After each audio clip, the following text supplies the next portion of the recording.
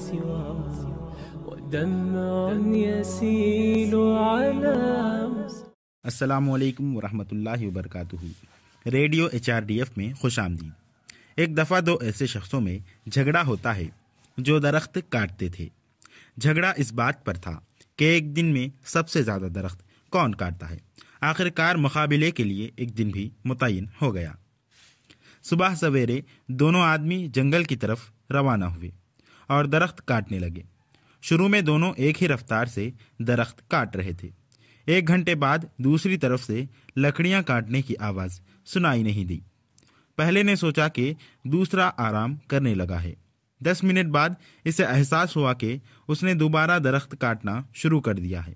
ایک گھنٹے بعد دوسرا آدمی پھر درخت کاٹنا بند کر دیا۔ وہ لکڑیاں کاٹتا رہا، ہر گھنٹے میں 10 منٹ کا وقفہ کرتا رہا، لیکن پہلے والا بغیر کسی وقفے کے درختوں کو کاٹتا رہا۔ پہلے والے نے سوچا کہ میں ہی زیادہ درخت کاٹ رہا ہوں، لیکن اس کے برعکس ہوا۔ جو دوسرا آدمی تھا وہی زیادہ درخت کاٹ لیا۔ دوسرے آدمی کے لیے یہ کیسے ممکن تھا کہ وہ اتنے درخت کاٹ دے، حالانکہ وہ ہر گھنٹے میں 10 منٹ آرام کرتا رہا؟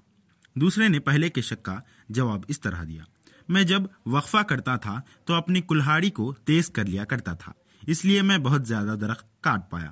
کامیاب ہونا انسانی ذہن و دل میں ایک شدید خواہش ہوتی ہے۔ ہم تبھی کامیاب ہو سکتے ہیں جب ہم اپنی دلچسپی کے شعبے میں ماہر ہوں۔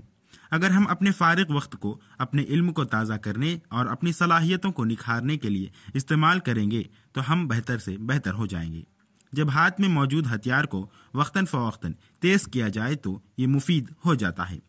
ایک بار جب ہم اپنی صلاحیتوں کو پہچاننے اور نکھارنے کے قابل ہو جائیں گے تو ہم کامیابی کے لیے ہمارے سفر کو تیز کریں گے۔ ہنر پیدا کیے بغیر سست رہیں گے تو ہم کبھی کامیاب نہیں ہوں گے۔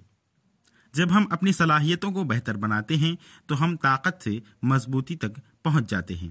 اکثر ہماری سستی کامیابی کی راہ میں حائل ہوتی ہے۔ اللہم انی اعوذ بک من العجز والکسل۔ اے اللہ، میں تیری پناہ مانگتا ہوں عاجزی اور سستی سے۔ رسول اللہ صلی اللہ علیہ وسلم نے ہمیں سکھایا کہ ہر ایک کو ہمیشہ کس طرح دعا کرنی چاہیے۔ ودمع يسيل على